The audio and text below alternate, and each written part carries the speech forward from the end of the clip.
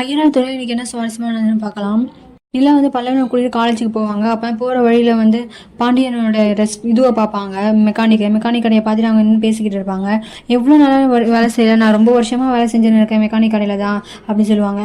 அன்னி நான் அவங்ககிட்ட ஒன்று சொல்லணும், அன்றைக்கி வந்து நீங்கள் என்கிட்ட கேட்டீங்க இன்னும் காலேஜெலாம் முடிச்சுட்டு இன்னும் என்ன எதுவுமே பண்ணாமல் இருக்கேன்னு.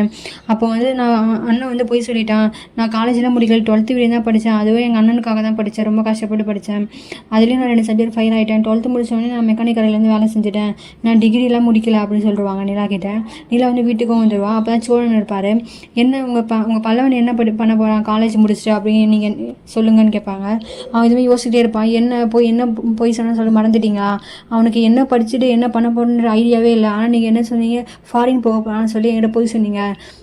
இப்போ பாண்டியன் வேலை செய்கிற கடைக்கு போய் பார்த்துட்டு வந்தேன், அவன் வந்து மெக்கானிக்காக தான் இருக்கான், ஏன் இப்படிலாம் போய் சொல்லுங்க, தம்பி மெக்கானிக் அண்ணன் மேசைன்னு சொல்லுது, உங்களுக்கு என்ன கஷ்டம் அப்படின்னு சொல்லி கேட்பாங்க. ஏன் இப்படி மறுபடியும் எங்கிட்ட இதே கேள்வி கேட்டுருக்கீங்க, நான் தான் அப்போயே சொல்லிட்டேன்ல, ஒரு பொண்ணு என்னை பார்த்து மதிச்சு உங்கள் ஃபேமிலியை பற்றி கேட்குது, என் ஃபேமிலியை பற்றி கொஞ்சம் பணக்காரமாக வச்சு இருக்க மாதிரி போய் சொன்னேன், அதுக்கு நான் என்ன பண்ணுவேன், நீங்கள் இது வீடியோ வருவீங்கன்னு எனக்கு தெரியவே தெரியாது, நீங்கள் எல்லாமே தெரிஞ்சதுக்காக ஒன்று ஒன்றா என்கிட்ட கேட்டு என்னை திட்டுறீங்க அப்படின்னு சொல்லுவாங்க.